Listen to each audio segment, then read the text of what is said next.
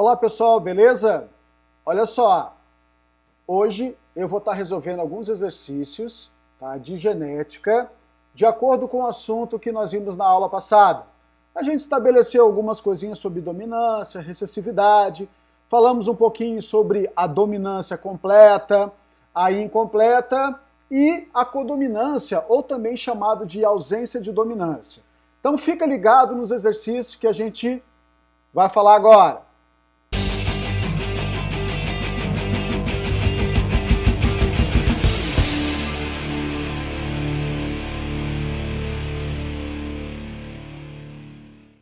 Então, gente, questão número 1, tá? Vamos fazer uma leitura aí. É fundamental que você ache as palavras-chave de cada exercício, tá? Fundamental. Então ele fala ali, a melanina participa de um mecanismo natural de proteção contra a radiação solar, principalmente a ultravioleta. Sua produção na pele depende necessariamente de uma enzima chamada de tirosinase. Então ele está falando de uma enziminha que vai ser utilizado aqui. Então a tirosinase, tá? Vamos botar lá vermelhinha aqui, só para a gente lembrar dela, tá?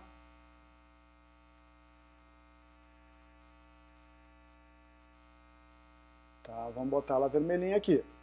Então, uma anomalia genética autossômica recessiva. Opa, autossômica recessiva. O que é uma herança autossômica? Uma herança autossômica é aquela ligada aos cromossomos, chamado de autossômicos. Professor, que cromossomos são esses? Olha, eu e você temos um par de cromossomos, um par chamado de cromossomos sexuais. Quando você é homem, você tem o XY. Quando você é mulher, você tem o XX. Esses são cromossomos sexuais, ok? Que a gente convencionou sendo o último par de cromossomos.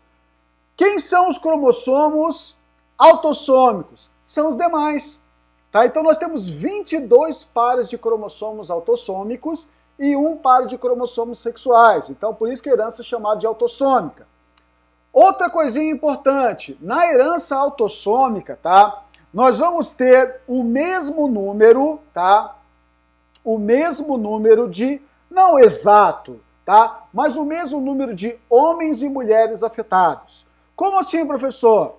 É assim, eu posso ter 3 homens, 2 mulheres, 4 homens, 5 mulheres, não tem problema, é semelhante. Quando a gente tem uma herança sexual, a gente vai encontrar praticamente um dos sexos, né, se sobressaindo. A gente vai encontrar lá, por exemplo, na hemofilia, praticamente uma doença masculina. A gente tem um quadro de pelo na orelha, a hipertricose, que somente homens têm essa doença. Ok? Então é uma herança chamada de sexual. Por que é chamado de uma herança recessiva? Tá? A herança recessiva, porque nós vamos ter o quê? Nós vimos que o indivíduo, para ter a doença e ser recessivo, ele precisa de uma dose dupla do gene recessivo. Então, quando a gente falar que o indivíduo é azinho, nessa doença ele vai ser um indivíduo afetado. Então, nós vamos ter indivíduos azão e azinho, ditos normais. Quer dizer, para a característica que nós temos aqui falando. Tudo bem? Então, vamos dar uma olhada então nessa característica. Então, olha só, ele diz que o indivíduo autossômico recessivo, né, ele é responsável pela ausência de tirosinase. Então, o indivíduo azinho, ele é um afetado, isso significa o quê? Sem tirosinase. Tirosinase, sem a enzima. Então ele fala assim, ó, se um casal formado por indivíduos incapazes de produzir a tirosinase, opa, um casal, então a gente vai colocar aqui um casal, tá? Um casal, o homem e a mulher, e eles são incapazes de produzir a tirosinase. Se eles são incapazes, significa o quê? Que eles são azinho. Então eles falam ali, incapazes de produzir a tirosinase e tiveram um filho. Então, esses indivíduos aqui são azinho, azinho, tá? Se eles estão falando que vão ter um filho, tá? Ele pergunta qual é a probabilidade desta criança, independente se é um menino ou uma menina,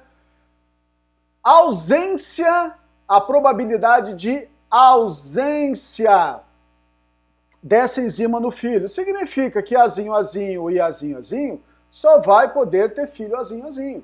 Ok? Então significa o quê? Que qual é a chance desse indivíduo não ter a enzima? 100%. Tá? Então um exercício bastante simples. Só que olha a quantidade de informações que a gente trabalhou.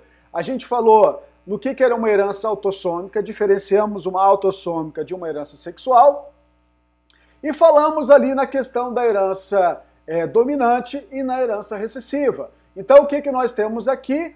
Um pai azinho, azinho, afetado, com uma mãe azinho, azinho, afetada. Então, quer dizer, pais recessivos só podem ter filho recessivo. Não tem como ter outra coisa. Então, a pergunta aqui, é qual é a chance, tá? Qual é a probabilidade da ausência dessa enzima nesse filho? Então, 100% é a tua resposta. Tudo bem? Tranquilos? Vamos para a questão de número 2. Nessa questão número 2, nós temos uma doença chamada de Tay-Sachs, que mostra ali na questão que é uma doença genética rara, que na sua variante mais comum, a Tay-Sachs infantil, provoca uma deterioração progressiva das células nervosas e habilidades físicas e mentais, a qual começa nos primeiros meses de vida e geralmente resulta em morte em torno de 4 a 5 anos de idade. Na genealogia abaixo, os indivíduos representados por símbolos escuros são afetados pela doença de Tay-Sachs. Então nós temos aqui umas coisinhas para a gente falar. Esse algarismo romano significa a geração, tá? Esses indivíduos aqui, esse número arábico 1 e 2, ok? Significa o indivíduo número 1 da primeira geração, o indivíduo 2 da primeira geração, o indivíduo 1 da segunda geração e assim por diante, tá? Também pode ser encontrado 1, 2, 3, 4, 5, 6, não tem problema. Mas eles estão mostrando aqui o que seria o correto, você falar das gerações e os indivíduos nessas gerações. Então você está percebendo aqui que são indivíduos, tá, normais e tendo filho afetado. Indivíduos normais e tendo filho afetado. Isso, pais normais e filhos afetados, é um padrão, tá, que você tem que ficar ligado que grande parte dos exercícios faz assim, para herança recessiva. Então, pais normais, um pai, outro pai ali normal, tá? Com filho afetado é um padrão de herança recessiva. Pais normais e filhos afetados. Então, você está vendo aqui, aqui no caso eles mostraram homens afetados, mas está vendo aqui, eles já falaram que existe possibilidade de uma mulher afetada, ok? Já colocaram aqui embaixo até um quadrinho ali mostrando homens e mulheres afetados. Então ele diz ali, após a genealogia, né, a análise da genealogia, de acordo com os conhecimentos relativos ao tema, é correto afirmar, exceto padrão ACAF, ok? Ele dá para você um monte de alternativa e ele quer que você descubra que está errada, ok? Então vamos analisar aí todas as alternativas. Questão, né, a letra A. Pela análise da genealogia, pode-se concluir que na doença de Tay-Sachs, o provável padrão de herança é autossômico. Por que seria autossômico? Porque tem homens e mulheres afetados, ok? Tem homens e mulheres afetados. Recessivo é isso aqui, né? Então, o recessivo é certo, tá? O recessivo é certo. Autossômico, vamos continuar analisando, ou restrito ao sexo, visto que afetou apenas indivíduos do sexo masculino.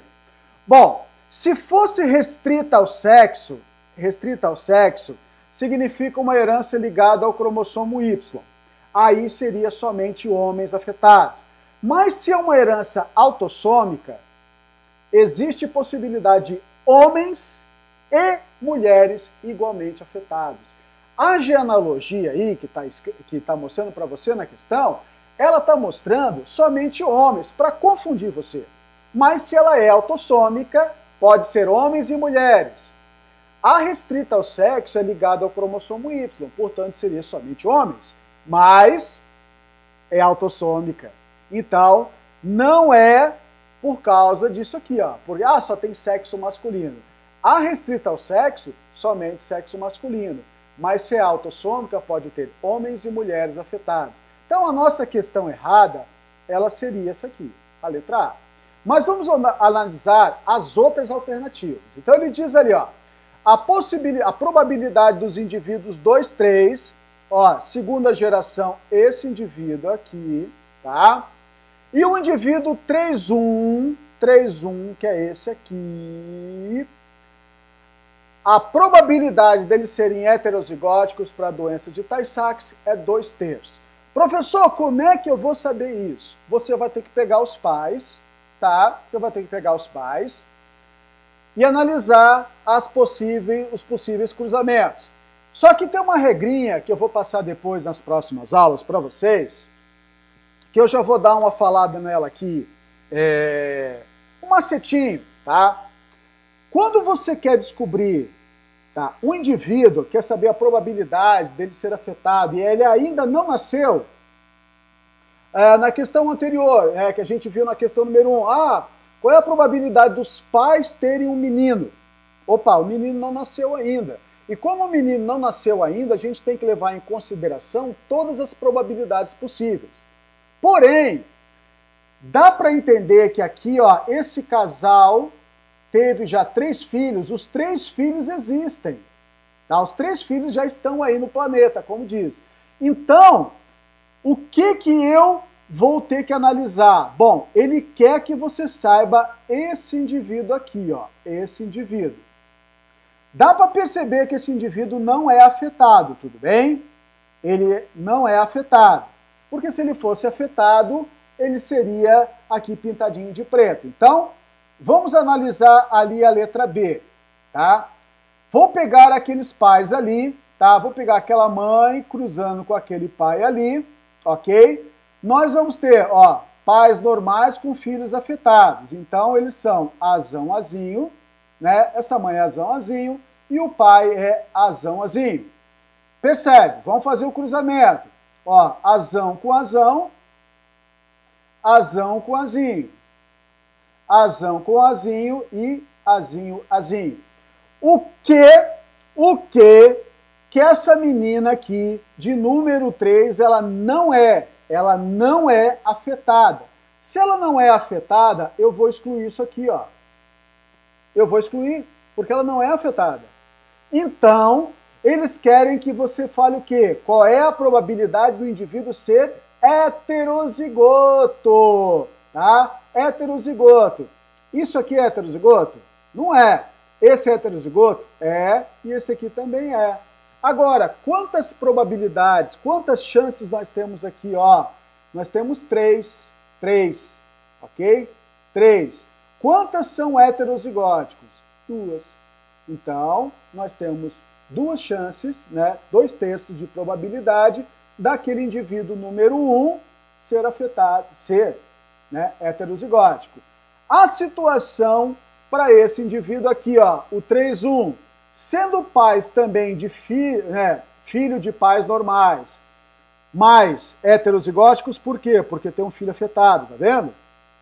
É a mesma situação, azão, azinho com azão, azinho. Então a gente vai excluir aquilo que essa criança não é, ela não é afetada.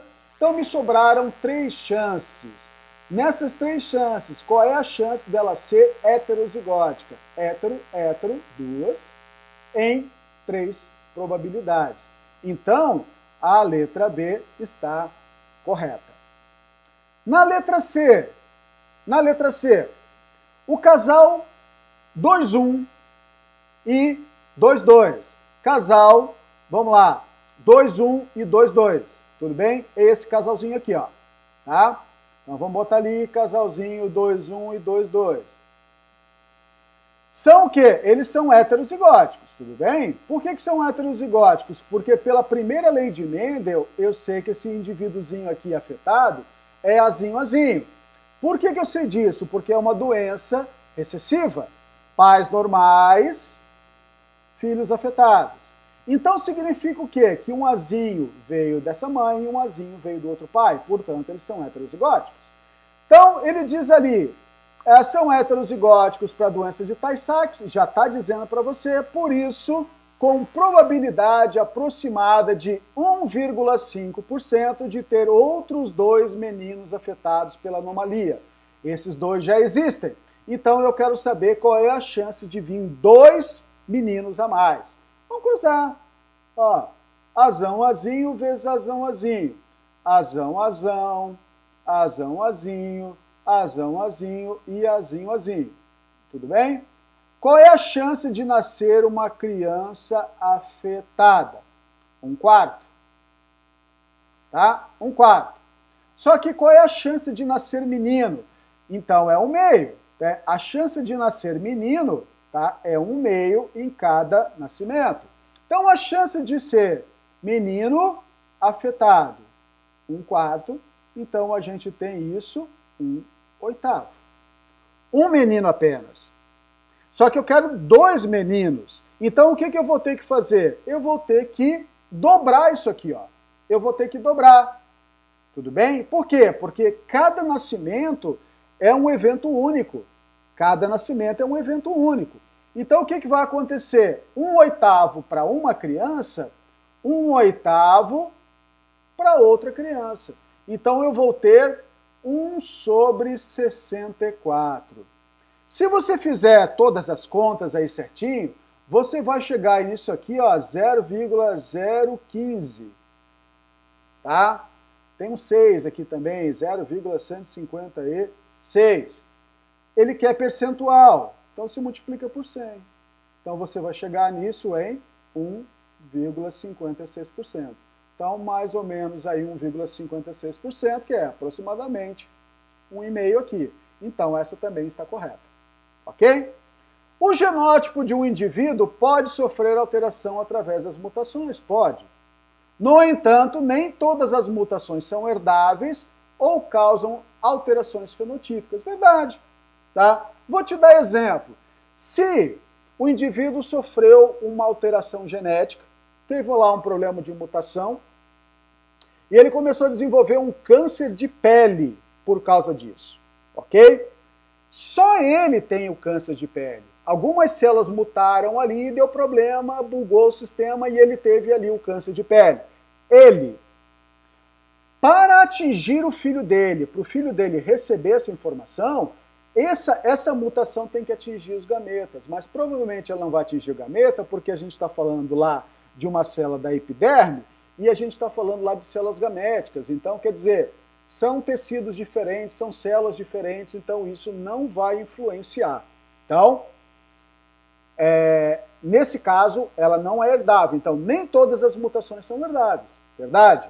Ou causam alterações fenotípicas. Verdade também. Se um indivíduo sofrer uma alteração, né, numa base nitrogenada, a gente vai ver isso em outras aulas, numa base nitrogenada, suponha que ele tem lá 3 letrinhas, né, tô chutando aqui, azão, azão, no caso, azinho, azinho, azinho, esse aqui é um aminoácido X, porém, azanho, azinho e citosina, tá? Adenina, adenina, adenina dá o X. Mas adenina, adenina com citosina também dá o mesmo aminoácido X. Então, quer dizer, o menino ali sofreu, no caso, uma mutação, eu substituí uma base nitrogenada por outra, uma adenina por uma citosina, porém, o aminoácido continua o mesmo. Resultado disso, não vai ter alteração fenotípica. Teve a mutação, mudou, ok? Mas o aminoácido ainda é o mesmo. Portanto, o genótipo pode ser alterado, alterei, mas nem todas as mutações são herdáveis ou causam alterações fenotípicas. Então, está certo e está certo. Beleza? Vamos à questão de número 3. Nessa questão de número 3, nós temos um padrão de herança um pouquinho diferente daquilo que nós vimos até agora, que tudo era recessivo. Agora nós vamos trabalhar com uma herança dominante. O manejar a questão é a mesma, só que agora os resultados são invertidos na hora da nossa análise. Então, olha só. No homem, uma normalidade do intestino grosso, denominada polipose intestinal, é dependente de um gene dominante. Opa, dominante azão. Então significa, se a herança ela é dominante, o que nós vamos ter? Já nem precisa ler o resto. Que azão e azão-azinho são indivíduos afetados pela doença.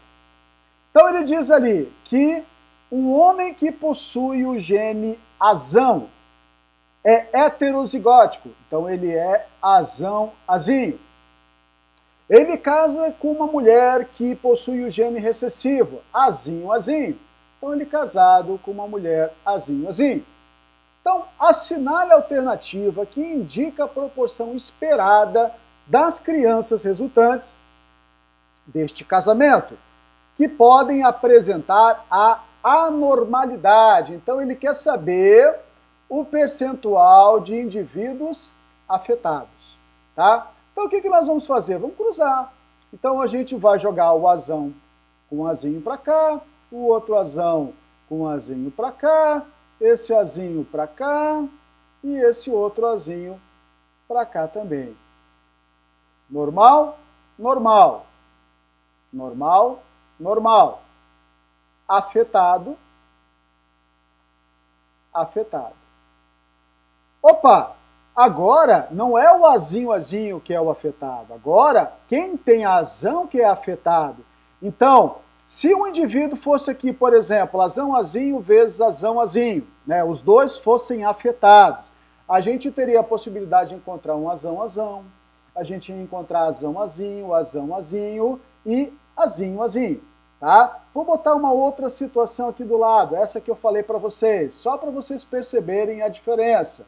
Esse aqui é o resultado, tá? Então, quer dizer, qual percentual de crianças afetadas? 50%. Então, a gente tem aqui a nossa respostinha, 50%. Aqui é uma situação outra, tá? Vou botar aqui, ó, outra situação. Suponha que os dois são afetados, mas os dois são heterozigóticos. Então, o que nós vamos ter de resultado? Azão-azinho, azão-azão, azão-azinho, azão-azinho e azinho-azinho. Ó, esse indivíduo aqui é o normal. Esse indivíduo normal é 1/4. Agora, esses 3 indivíduos aqui, ó, são afetados, tá? Então, a gente vai ter 3/4 da prole, né, com probabilidade de serem afetadas. Então, ó, 3/4 e 1/4. No caso, nosso exercício, nós temos essa situação aqui, ó, que a gente colocou o pai afetado, heterozigótico, com a mãe normal. Então, a gente teve lá 50% de chance dos filhos serem afetados.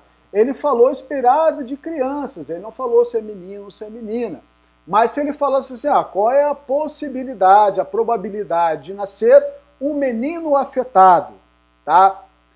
Outra probabilidadezinha aqui, agora aproveitando isso. Se eu quisesse um menino afetado, tá? Se eu quisesse um menino afetado, utilizando essa informação aqui, ó, eu teria o quê? Um meio, né, de ser menino, tá? De ser menino, com a probabilidade de 1/2 de ser afetado. Tá vendo aqui, ó, 50%? Então, eu teria 1/4, ou 25% de chance de nascer um menino afetado, caso fosse isso o pedido. Mas não foi isso aqui que foi o pedido. Tá? Então, nós temos essa situação. Tudo isso aqui do lado não é o exercício, tá? Eu fiz aqui um adendo com relação ao exercício. Essa é a resolução do exercício. Então, 50% de chance de ser crianças afetadas. Beleza? Vamos para a questão número 4. Essa questão de número 4 é mais uma questão teórica, tá? Mas a gente vai estar analisando alguns conceitos aí que a gente sempre precisa saber dentro da genética. Então vamos lá, quanto aos fundamentos teóricos da genética, eu quero as corretas. As células de um indivíduo para um determinado loco significa lugar, apresentam o mesmo gene em ambos os cromossomos homólogos. O que são cromossomos homólogos? Par número 1, par número 2, ok? Então esse par número 1, esse é o par número 2. 1, 2, ok? Então ele está falando que apresentam o mesmo gene em ambos os cromossomos homólogos. Então vamos pegar aqui um pedacinho aqui fora do cromossomo e vamos falar que ele tem aqui nessa posição o azão, tá? As duas cromátides elas são idênticas, tá? Mas aqui também, tá? Teria o outro azão. Então ele está falando para você que na mesma posição, em cromossomos homólogos, tá? Ele tem aqui, ó, azão, azão e aqui o outro azão aqui. Por quê? Porque as cromátides são duplicadas. Então essa cromátide aqui, o que é cromátide, professor? É a metade do cromossomo. Então essa metade da esquerda é idêntica à metade da direita. Mas esse aqui, ó, é o cromossomo que veio da mãe. E esse aqui é o cromossomo que veio do pai. Então nós vamos ter que comparar sempre o do pai com o da mãe. Quando a gente compara o do pai com o da mãe, a gente percebe que na mesma posição,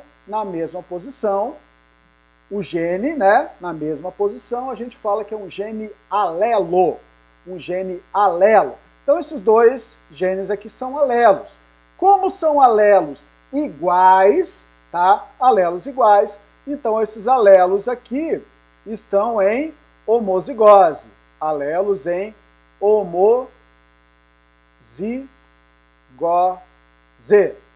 Se eles estivessem diferentes, por exemplo, a gente tem aqui o azão e do outro lado a gente tem um azinho. A gente tem azão com azinho, então nessa situação aqui, hipotética aqui, nós temos em heterozigose. Ok? Mas ele quer essa situação aqui, ó. Então a questão número 1, ela é referente a isso aqui, ó. Então vou circular aqui, ok? Que é a questão número 1, e ela está certa. Tá? Então a questão número 1 está correta. Em uma determinada espécie, genes que podem ocupar alternativamente o mesmo locus cromossômico denominam-se alelos. Não existe isso. O que é alelo? Alelo pode ser igual ou pode ser diferente. Esse negócio de ocupar alternativamente, não. Alelos são genes que ocupam sempre a mesma posição em pares de cromossomos homólogos. Então os caras inventaram uma definição aí que não existe. Então isso aqui está errado. A número 4, o que nós vimos na última aula. No monohibridismo, uma proporção genotípica 1:1, que corresponde à mesma proporção fenotípica 1:1. É uma indicativa de codominância. Verdade, vamos dar um exemplo aqui para essa alternativa 4. É isso aqui, ó. Nós tínhamos lá aquela flor vermelha cruzada com uma flor branca. Então, vermelha com a flor branca. Quando nós fizemos esse cruzamento na geração parental, né, a geração F1 me apareceu o quê? 100% de flores rosas. Quando a gente chega na F2, que é o que vai realmente nos interessar, nós vamos perceber o quê? Cruzamos Vzão, Bzão com Vzão, Bzão. Chegamos aqui aonde? Vzão, Vzão, Vzão, Bzão, Vzão, Bzão e Bzão, Bzão. Então, olha lá. Genótipo. Genótipo são as letrinhas. Genotípica, proporção genotípica. A gente encontrou um aqui, para 2 aqui, para 1 aqui. Então, um homozigótico, outro homozigótico e 2 heterozigóticos.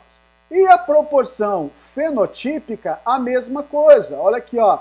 Eu encontrei uma vermelha para duas rosas para uma branca. Então, eu tenho a mesma proporção fenotípica e genotípica. Então, isso é um indicativo de codominância. Isso aqui é correto.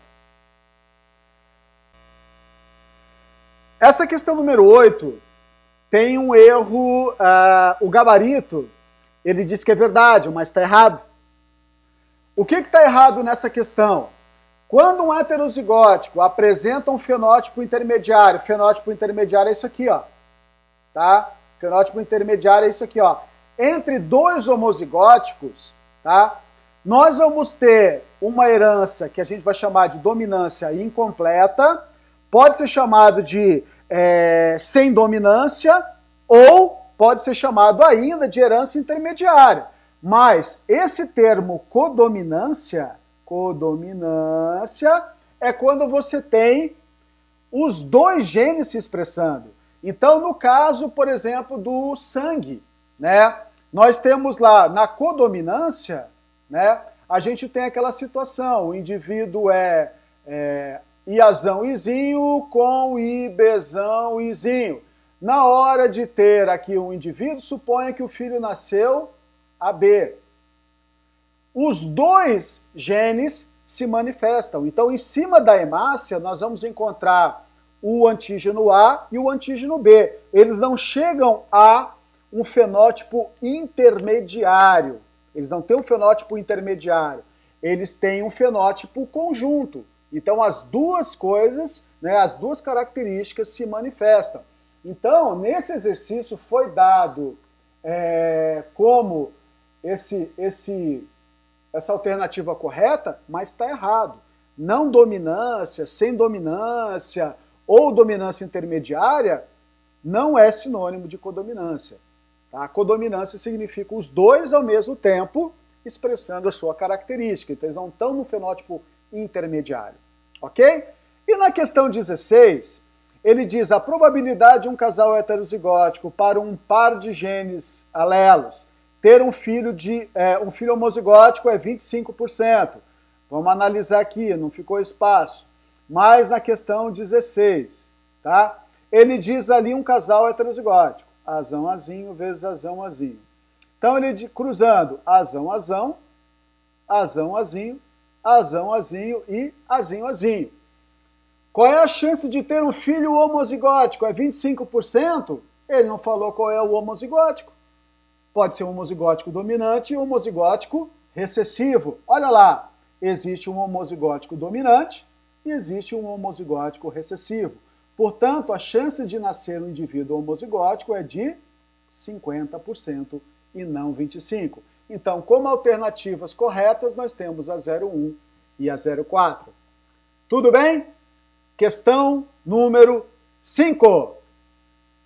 Nessa questão, a gente tem novamente a questão da flor de maravilha, que é a Mirabilis jalapa, onde ele diz ali, há 3 tipos possíveis de coloração de pétalas, a branca, a vermelha e a rosa.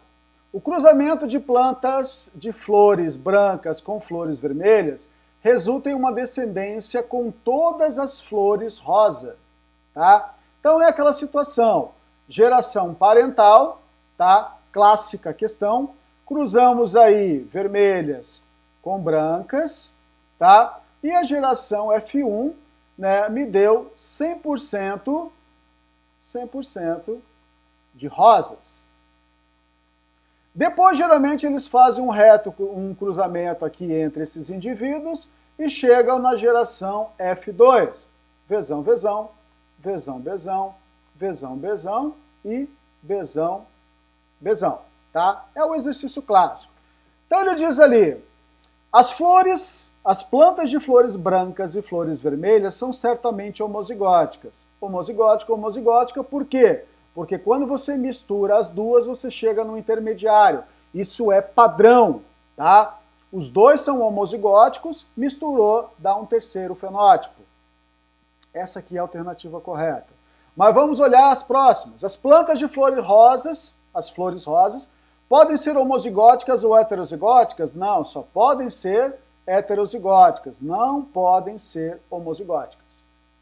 Flores brancas, vermelhas e rosas correspondem ao genótipo da planta? Não. Se eu estou falando flor rosa, branca e vermelha, eu estou falando em fenótipo, tá? Porque senão eu estaria falando flor besão, besão, flor vezão, vezão e flor vezão, besão. Aí eu estaria falando de genótipo. A proporção encontrada na descendência da F1 está aqui, é de uma planta de flor rosa para 2 plantas de flores brancas para uma flor vermelha. Não, 100% de rosas. Então tá fora. Existem 3 alelos envolvidos na segregação desse caráter que exibe uma relação de codominância. Não, aqui não é uma relação de codominância, aqui é uma relação de dominância. Incompleta, intermediária, mediária ou ainda chamado de sem dominância. Tá? Isso é codominância? Não. Codominância é aquele esquema do tipo sanguíneo. Ok? Então você vê que são exercícios não muito complicados. Basta você ter uma certa análise, um olhar, né? Como a gente tem trabalhado aí. Olha, observa as palavras-chave e aí você vai trabalhar naqueles 3 padrões que nós trabalhamos na última aula. Tudo bem, meus queridos? É isso aí na aula de hoje. Grande abraço e até a próxima!